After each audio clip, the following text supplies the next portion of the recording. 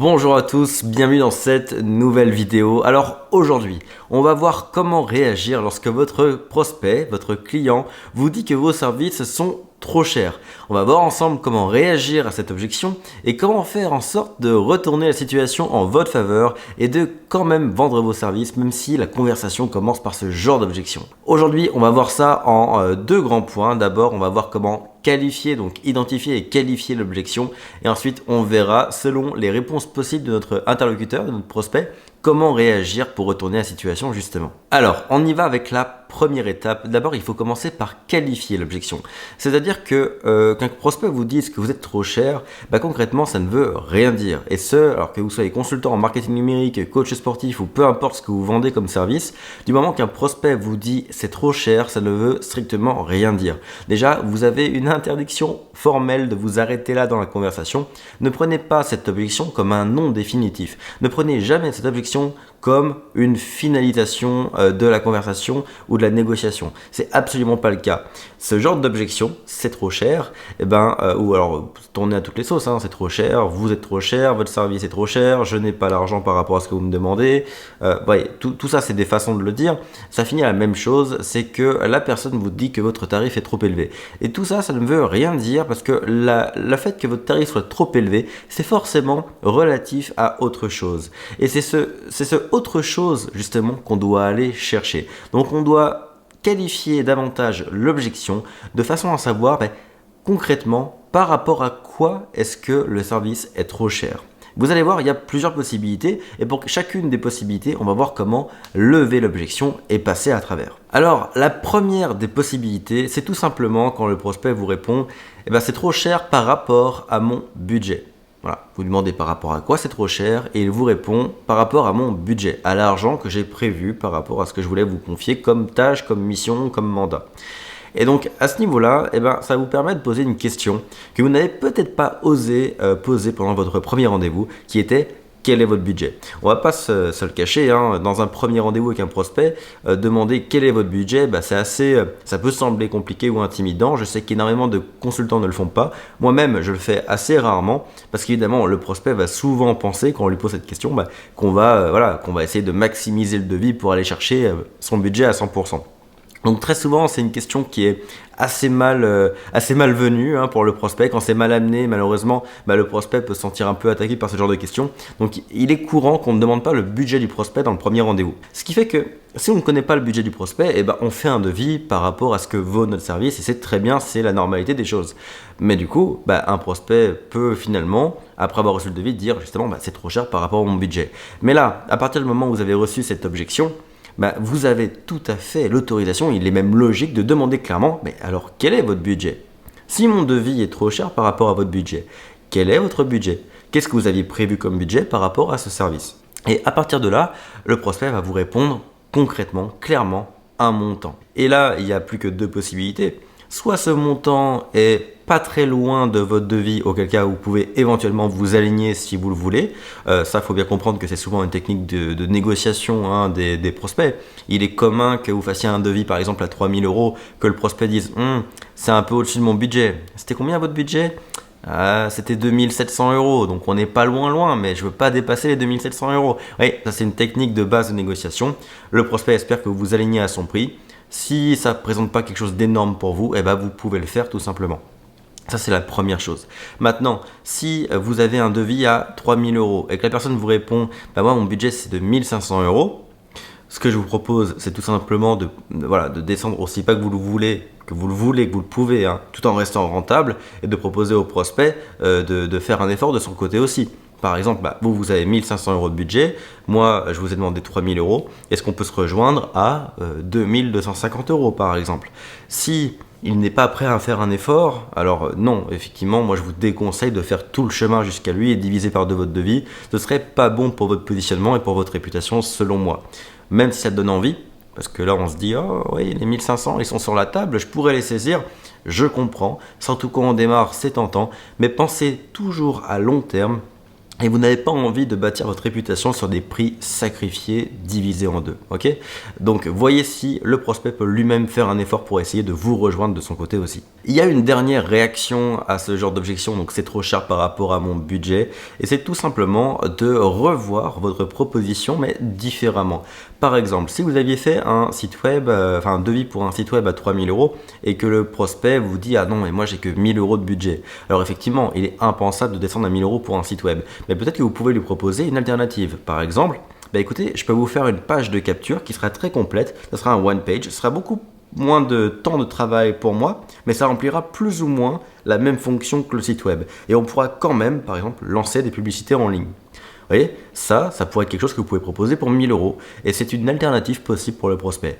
Comme ça, si vraiment le prospect n'a pas le budget, vous ne perdez pas complètement la vente, vous ne sacrifiez pas le prix de votre service, mais vous proposez un service alternatif qui va résoudre la problématique. Donc ça, c'est une alternative qui est complètement envisageable. Et ce qui est cool, c'est qu'elle vous permet de conserver votre niveau de rentabilité. Voilà, si la page, la one page, la page de capture, elle coûte 1000 balles et qu'elle vous prend 10 heures de travail, vous restez à 100 euros de l'heure, là où un site web, vous aurez pris par exemple 30 heures pour 3000. Dans tous les cas, vous restez au même montant horaire et c'est ce qui compte dans votre cas, c'est votre rentabilité.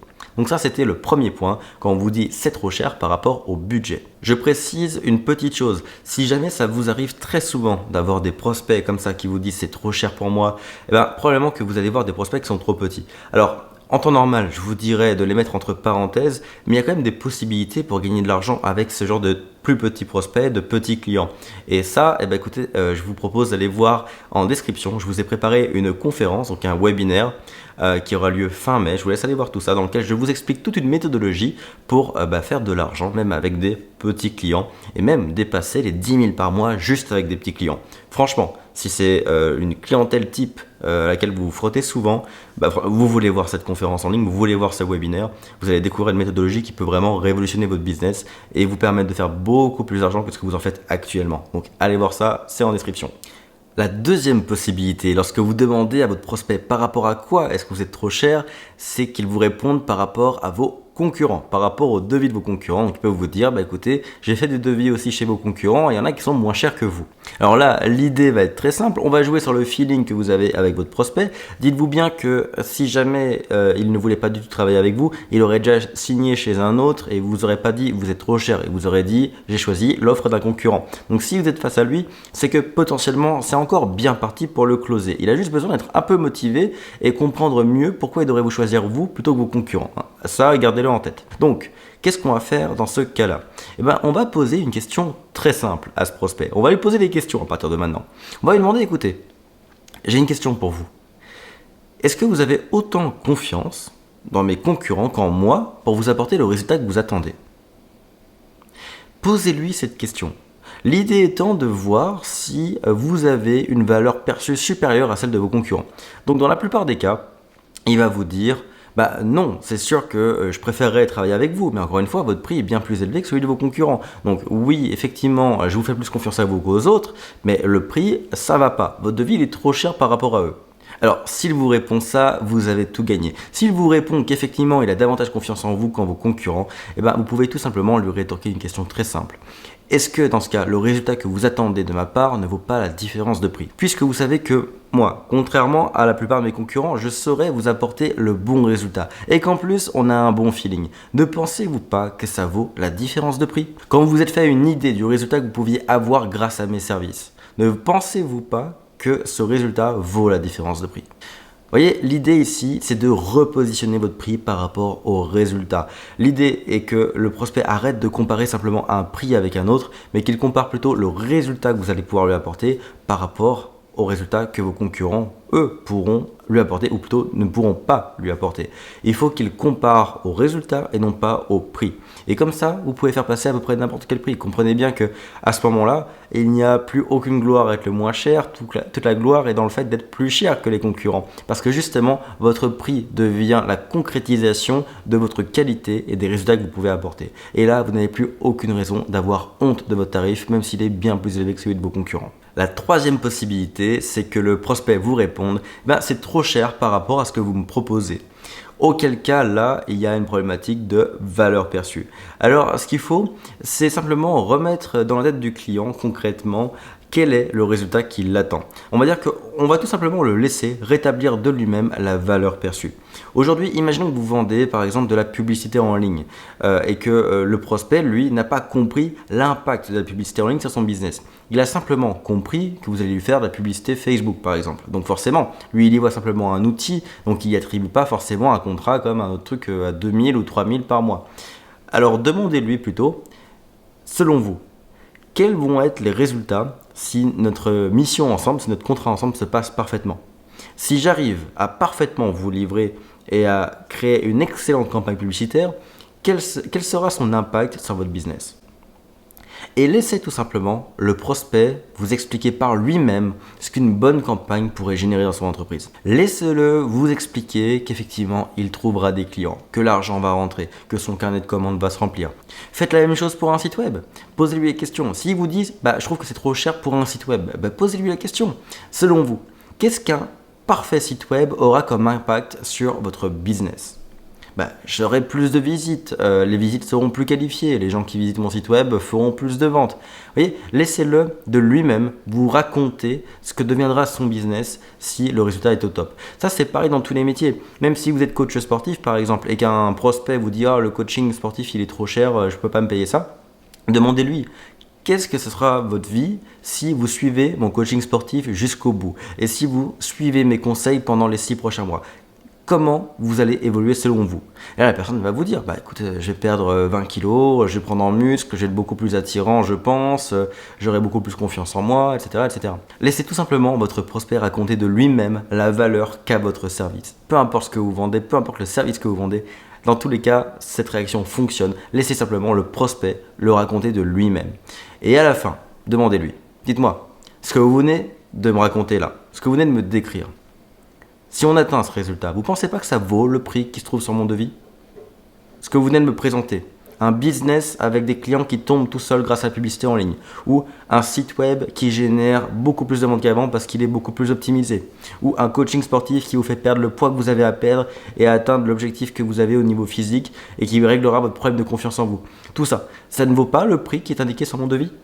Vous n'êtes pas prêt à payer ce prix pour ce résultat? Ici, l'idée derrière ces questions, c'est double en fait. Il y a deux intérêts. Le premier, c'est de rétablir la valeur perçue. Le problème, si vous vous exprimez mal pendant votre rendez-vous, c'est que, par exemple, si vous vendez de la publicité Facebook, au lieu de vendre de l'acquisition clientèle, votre prospect, il va voir votre devis, il va voir un chiffre, il va le comparer à l'outil. Il ne va pas comprendre la finalité. Alors qu'en réalité, la valeur de votre devis ou de votre coaching, de votre offre, peu importe, elle est liée à la finalité, au résultat que vous apportez. Vous vendez une finalité. Et ça, si le prospect n'en a pas conscience, ce qui est souvent le cas quand le prospect vous dit c'est trop cher par rapport à votre service, ça souvent c'est qu'il n'a pas conscience de la finalité que vous allez lui apporter, donc vous devez l'aider par lui-même à se remettre en place. Et le deuxième effet sympa de tout ça, c'est que forcément si lui-même rétablit la valeur perçue, il rétablit votre prix. Donc forcément, comme il va rétablir lui-même la valeur perçue, il va vous donner de lui-même les outils dont vous aurez besoin pour justifier votre prix et montrer que votre devis au final est loin d'être exagéré mais correspond tout simplement au résultat que vous offrez. Donc vous voyez, avec des questions, on va toujours mieux réussir à retourner la situation qu'en essayant de convaincre le prospect. Quand on est face à une objection comme ça, déjà il ne faut pas le prendre comme un échec final. Vous le comprenez, une objection, c'est juste une partie de la conversation. Il faut simplement poursuivre la conversation. Mais aussi, il ne faut pas essayer de, à tout prix, trouver la bonne punchline qui va faire changer d'avis l'interlocuteur. Très souvent, ce qui va vraiment faire changer d'avis un prospect, c'est pas une affirmation un peu punchline, c'est plutôt une bonne question. Obliger le prospect à se poser les bonnes questions pour rétablir correctement les éléments de l'équation. Et quand le prospect arrête de juste regarder le prix et commence à penser au résultat, il se rend compte que finalement le prix est bon. Donc voilà comment lever les 3 principales objections quand un prospect vous dit que c'est trop cher. Alors il y aura probablement d'autres objections comme ça que je pourrais traiter dans vos futures vidéos. Dites-moi si ça vous a plu en commentaire, dites-moi si vous voulez que je traite d'autres objections, peut-être même que je fasse des jeux de rôle avec quelqu'un de mon entourage, je sais pas, où je vous montre une conversation comme ça et comment on lève des objections, ça pourrait être drôle. Si c'est le cas, si vous voulez que j'en lève d'autres, mettez les objections que vous recevez de la part de vos clients directement en commentaire. Je dis ça que vous soyez consultant SMMA ou prestataire de service dans n'importe quel autre domaine, souvent c'est plus ou moins les mêmes objections qui arrivent, donc posez-les toutes en commentaire. Je ferai d'autres vidéos pour vous expliquer comment lever ces objections et tourner la situation en votre faveur. Également, n'oubliez pas, si jamais vous prospectez régulièrement de petits clients, si vous êtes souvent face à des clients qui vous disent votre devis est trop cher, j'ai pas les moyens pour vous, allez voir ci-dessous. Dans ma conférence, je vous expliquerai comment faire pour gagner de l'argent avec ces prospects, même si pour le moment ils vous semblent trop petits. Vous allez voir, il y a des méthodologies dont personne ne parle dans l'industrie du SEMA qui vous permettront d'atteindre les 10 000 et plus grâce à de petits clients. Vous verrez, ça va être super sympa. Ça a lieu donc fin mai, je pense le 24 mai. Donc si vous voyez cette vidéo avant le 24 mai, normalement c'est tout bon, vous pourrez être là pour la conférence live. Sur ce, je vous dis à très bientôt pour une prochaine vidéo.